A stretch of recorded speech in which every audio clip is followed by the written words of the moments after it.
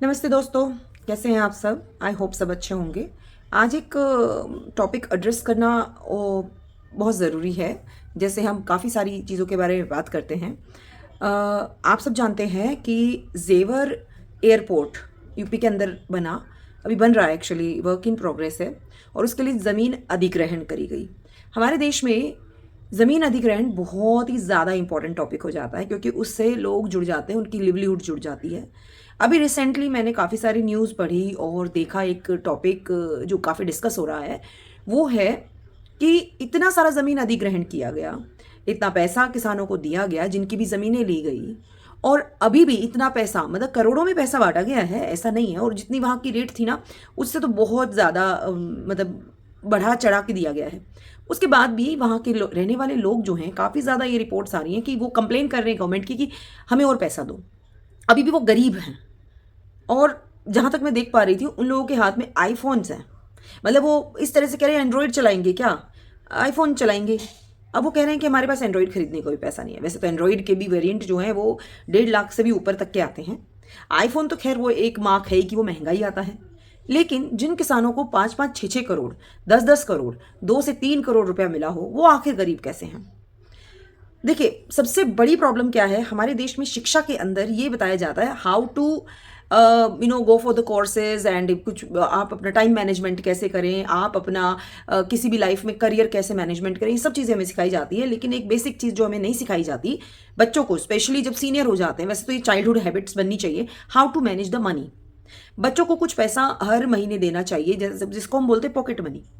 बच्चों के अंदर सेंस ऑफ रिस्पॉन्सिबिलिटी आनी बहुत ज़रूरी है, क्योंकि यही आगे बड़े होके हमारे यूथ बनते हैं।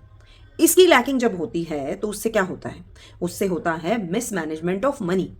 जिसके पास पैसा नहीं है वो अपने थोड़े से पैसे को मैनेज कर लेता है, और बहुत सारे लोग नहीं भी कर पाते। लेकिन जिसके पास पैसा एकदम से बहुत सारा आ जाए, किसी भी स्थिति, किसी भी परिस्थिति, फॉर्चुनेट अनफॉर्चुनेट कुछ भी मान लीजिए, वो उसको मैनेज ना कर पाए तो करोड़पति होके रोड़पति होने में देर नहीं लगती। कुछ ऐसा ही जो है जेवर एयरपोर्ट में जिस जिस की भी ज़मीन अधिग्रहित हुई, उनमें ज़्यादातर परिवारों के साथ ऐसा हुआ। बहुत सारे परिवार ऐसे भी जिन्होंने समझदारी से उसका लैंड ले लिया उस पैसे से, और कमाई का एक साधन बना लिया, क्योंकि किसान है भाई, किसान के पास ज़मीन है, ज़मीन ही उसका मेन सोर्स है इनकम का। पर उन लोगों ने यूटिलाइज़ किया और उन्होंने अपने साधन जुटा लिए। लेकिन उनका क्या, जो इस बात को समझ नहीं पाए। तो जब आवंटन हो पैसे का, यानी मुआवजा दिया जाए, तो मुझे लगता है कि किसी भी प्रोजेक्ट से पहले जब गांव वालों को ये बताया जाता है कि आपकी ज़मीन जाएगी, तो उनको एक मनी मैनेजमेंट की भी एक वर्कशॉप ज़रूर लगानी चाहिए, ताकि वो बड़ी बड़ी गाड़ियां ना खरीद लें कि उसमें सारा पैसा चला जाए। कहीं ऐसा ना हो कि सारा पैसा एग्जॉस्ट कर ले और मंथली इनकम ना बने, क्योंकि खेती से उनका घर पूरे साल में जो भी इनकम आती है उससे चल। घर बनाना प्रायोरिटी हो सकती है आपकी, लेकिन कंपलसरी नहीं है लिविंग के लिए। लोग रेंट के में भी रहते हैं, लेकिन जो फ्लो ऑफ इनकम है वो कंपलसरी है। उसके बिना आप जीवित नहीं रह पाएंगे, आप बेरोजगार फील करेंगे। अगर आपके घर में रेंट का 1 लाख से 2 लाख रुपए या कुछ 80-90 हज़ार रुपए भी रेंट आता है, तो आपका एक इनकम तो बनी ना, एक मंथली इनकम की तरह घर चलेगा। अब जेवर एयरपोर्ट में जिन लोगों को ये नुकसान हुआ कि भाई वो मुआवजे की दोबारा मांग कर रहे हैं कि फिर से हमें पैसा दो, तो ये बताइए कहाँ तक लॉजिकल है। मुझे बिल्कुल लॉजिकल नहीं लगा। उनका कहना है कि सरकार फिर से 2-2, 3-3 करोड़ जो भी मुआवजा है डबल करके दे। लेकिन जो लोग अपने 1-2 करोड़ या 10 करोड़, 6 करोड़, 7 करोड़ जो भी अमाउंट उनका आया, जब उसको नहीं संभाल पाए, तो बताइए कैसे वो ज़्यादा पैसे को संभालेंगे। आखिर उनकी मेंटेलिटी तो यही हो गई ना कि यूज़ इट लाइक कि एंडलेस पैसा है। गलती यहाँ पे क्या हुई, उन्होंने बड़ी बड़ी गाड़ियाँ खरीद ली, अपने अपने पक्के मकानों में पैसा लगा दिया, असेट नहीं बनाए, लाइबिलिटीज़ बना ली।